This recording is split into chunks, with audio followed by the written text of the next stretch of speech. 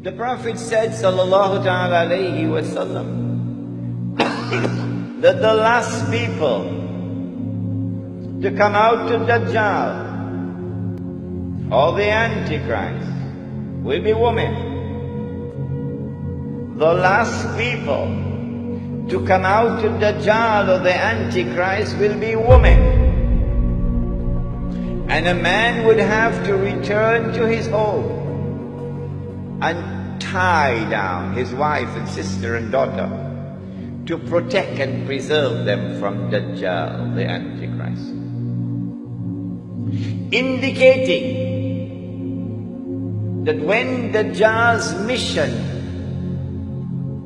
is close to its climax, something strange is going to sweep the world of women.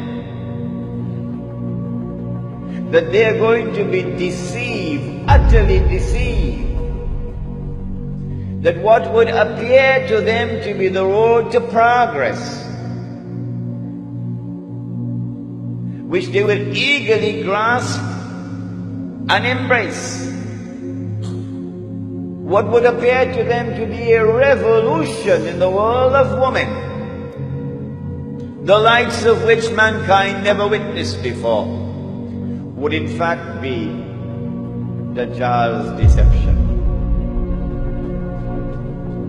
I believe you will share with me the view that the prophecy of the blessed Prophet Muhammad alayhi salatu wasalam is today being unfolded in the modern feminist revolution and its so-called struggle for women's liberation. But that civilization also gave us women who are dressed and yet naked. All through history, women were always covered. But now, they are dressed and yet naked. It started with the taking off of the head covering. Oh, now I'm free. I'm free from this bondage, the covering of the head. Okay, let's see where you're going. What they call a baby. Baby. And then the arm is become bare. Oh, you're making progress. And then the skirt starts coming up and reaches up to the knee. Oh, you're making progress and you're proud of your new freedom. And then she starts to become even more provocative in her dress. Allah has created her beautiful for men. And as she takes off her clothing, the provocation for men increases. Is this happening by accident? It starts over there, and then like a virus it spreads to the rest of the world.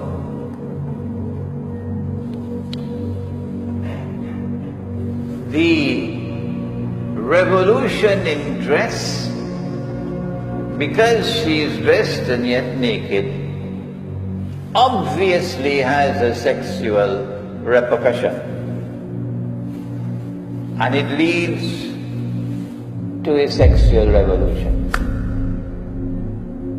where the barriers which were built by society concerning the sexual bond are now dismantled.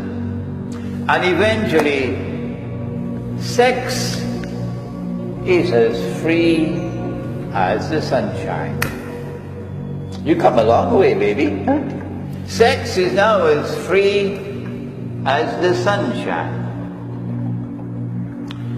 Well then, the implication would be universal zina.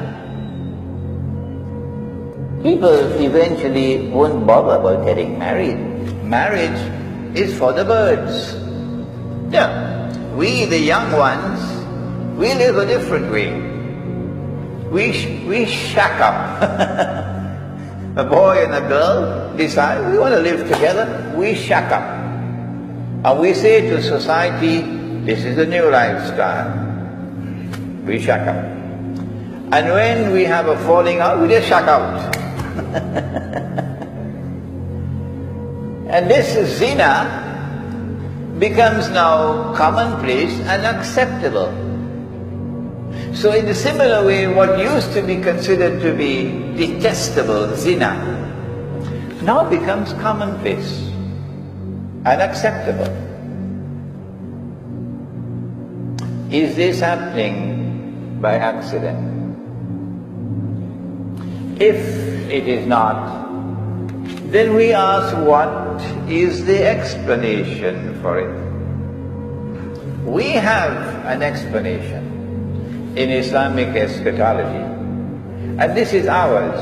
If you differ, then please tell me what is yours. Nabi Muhammad alayhi salatu wasalam explained to us the sexual revolution. It's not just zina. No. Eventually you reach saturation point in the number of women you can have, and then it no longer excites you. So then you turn to something else, because now men will dress like women. Yes. If a man is to dress like a woman, the first thing he has to do, whether you like it or you don't, whether you approve of what I say or you don't, the first thing he has to do is to shave off his beard. It doesn't matter to them that it was Allah put the beard on their face. No, you made a mistake. I'm taking it off. Because the modern world considers the clean-shaven face to be one of progress. And the beard represents backwardness. So the first step on the road, if men are to dress like women, is to shave off the beard. Why would a man want to dress like a woman? Answer: so that he can attract another man. And so the sexual revolution eventually must spawn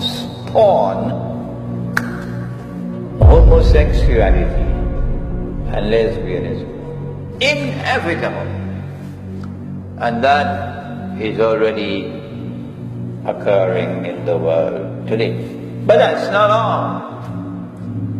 Eventually, you have to search beyond homosexuality and lesbianism to get your high. Nothing else is working now, and I'm in search of that high, to become high. So then you turn to children. And there is sufficient in the world today to tell you that it is spreading. The sexual exploitation of children. Is that the end of the road for the sexual revolution? No. You still have animals left behind. You still have animals. ثُمَّ رَدَدْنَاهُمْ أَسْفَلَ السَّافِلِينَ. Nabi Muhammad alayhi salatu wasalam gave us the explanation for this phenomenon, this sexual revolution. And he said to us that this was Dajjal's sexual revolution. If you have another answer in your university, in the Department of Gender Affairs, come on and give it to us. We are waiting for it. The Department of Gender Affairs of your ministries or of your universities. Ours is, this is Dajjal. In other words, Dajjal will be brainwashing women. And they'll be so mesmerized, so hypnotized by Dajjal, so totally captivated that they will lose the capacity to think properly.